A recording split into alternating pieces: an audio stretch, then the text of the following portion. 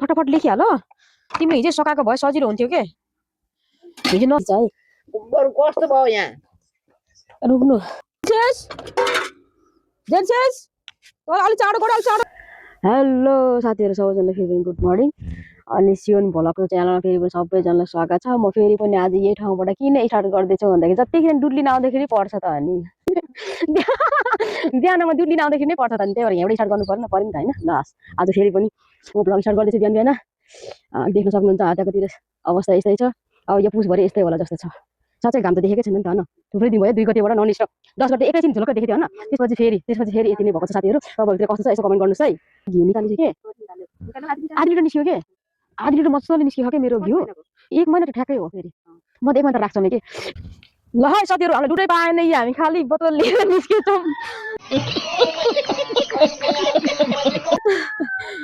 हामी खाली निस्केछौँ नि त दिदी पनि खाली म नि खाली गाह्रो छ हजुर गाह्रो छ जाडो छ नि त भित्र उसलाई पनि अनि यी के खाली भाँडा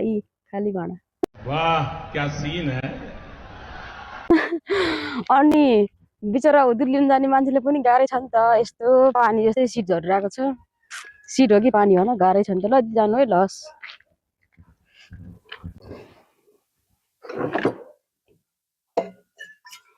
ल साथीहरू यसो थर्मसमा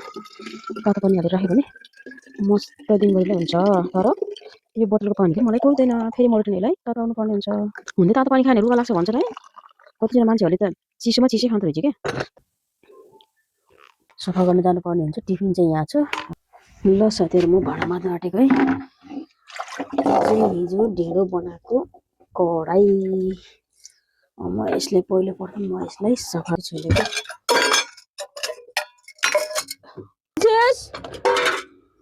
जेन्सेस अलि चाँडो गर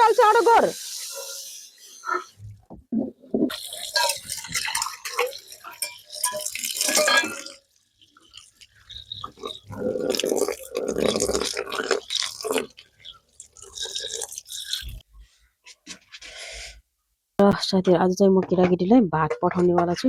किनभने मैले केही पनि खाजा बनाएको छैन कलेको भात पनि पठाउनु पर्छ कि जेन्सेस माथिबाट हल्का घिउ हालिदिने हो कि है न जाँदा बनिन्छ जा त हालिदिने माथिबाट ल फटाफट लेखिहाल तिमीले हिजो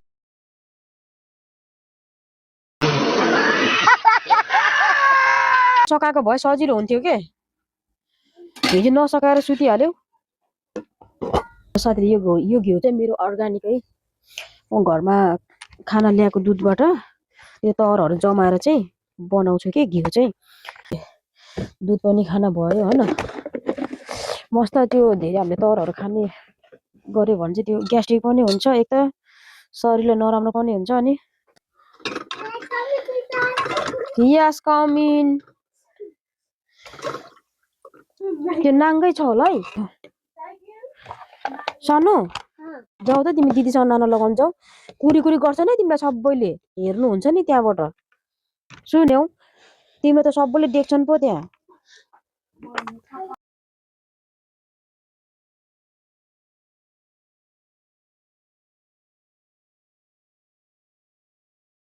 वाले छात्रों को राजनीति से दूर रहना चाहिए के यो सानो त्यो नगर है त्यहाँ बिस्तारै अब हो त्यही भएर त मैले भनिरहेको छु त अनि दाल पोखिन्छ बिस्तारै गर अलिक कम राखिदिनु पर्यो हेलो गाइज हेलो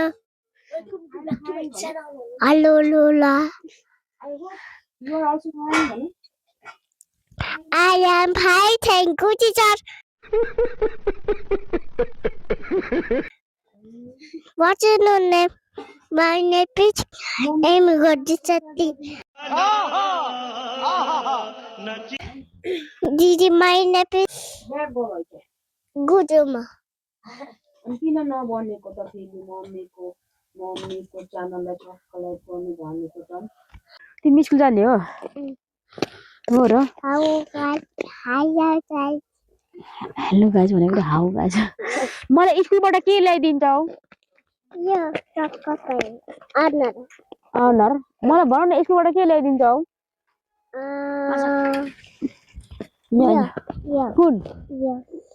स्कुलबाट यो दिन्छ मलाई अँ। यो त उतै मैले किनिदिएको है होइन र हेलो गाइज अरे Hello guys. How are you? छ्या आजको मौसम am त fine, झन् thank पानी झरेछ विद्यार्थीहरूलाई पनि गाह्रै छ बिचरा पढ्नै पर्यो हुर्किनै पर्यो पढ्नै पर्यो पढेपछि जब गर्नै पर्यो त्यसको लागि पहिला यिनीहरू एउटा फेरि यताबाट गइरहेछ ए गाह्रो छ को डेलेन डेनिस बिचरालाई गाह्रो छ यी यता छ कोही फेरि यतातिर छ कोही यतातिर छ पढ्नै पर्यो होइन पढ्नै पर्यो नि कोही यतातिर छ के हो र त अगाडिदेखि लुकी लुकी गर्छ के चटक हो र ओपर चटक गर्ने के यहाँ आएको तलबाट आएको के एकछिन के पकाउनु भयो र खाएर जान्छ है र आन्टी यहाँनिर साग पकाउँदै हुनुहुन्छ के हुन्छ र आउनु यतातिर त मजाले आगोमा खाना पकाएर खानुहुन्छ के गर्ने तपाईँहरूको यहाँ पकाउने ठाउँ कस्तो खुल्ला छ के हजुर कसले ए मसँग त्यो उस चप्पल थियो के बाबुले मिल्छ होला भनेको तर उसको खुट्टा ठुलो रहेछ खुट्टा हाम्रो केटीले सानो भएको भएर न्यानो न्यानो चप्पल हो के सानो भएको सानो केटीको उसले सानो भएर दिन्छु भनेको उसको झन् ठुलो रहेछ खुट्टा अनि पछि त्यो अर्को सानो केटीले हुन्छ होला म दिन्छु क्या बाबुले छोड्न आउनु भएको होला हाम्रो केटीले सानो भयो के खै बाबु तिम्रो खुट्टा खोला तर हाम्रो केटीको भन्दा झन् ठुलो छ अनि खुट्टा अनि हाम्रो केटीको भन्दा झन् ठुलो छ बाबु खुट्टा चटपट बढ्नेवाला भनेको हाम्रो घरको भनेको होला के मलाई भनेको मसँग कुरा गर्नुभएको थियो कि हिजो कति वर्षको भयो तिम्रो छोरी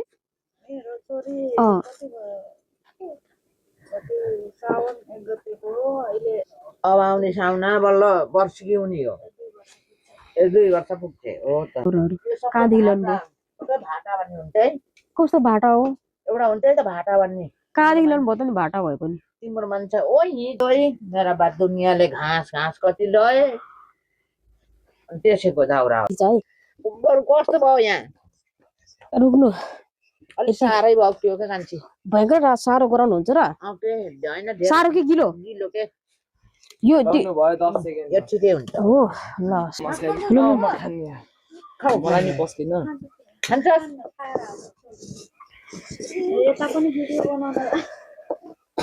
ल साथीहरू ढिँडो रेडी भइसक्यो है खानको लागि कस्तो मिठो होला जस्तो होइन फक्का हेर्नु त क्रिम जस्तै ल साथीहरू धेरै धेरै धन्यवाद मेरो भिडियो हेरेर इन्जोय गर्नुभएको लागि अनि आगामी दिनहरूमा कस्तो खालको भिडियो ल्याउँदा हुन्छ प्लिज मलाई सजेस्ट गर्नु होला अनि मलाई कमेन्ट गर्नु होला हैन कमेन्टमा बोल्दै गर्नुस् ल प्लिज भन्छु के अनि यदि मेरो भिडियो मन पर्नु भयो भने लाइक कमेन्ट शेयर सब्स्क्राइब गरिदिन चाहिँ नभुल्नु होला है ल यहाँ हाम्रो आन्टी चाहिँ अब खाना खान लाउनु भएको छ आन्टीहरू यिनीहरू चाहिँ स्कुल जाने रे ल आजको भ्लगलाई म यही एन्डिङ गर्दै सबैजनालाई बाई बाई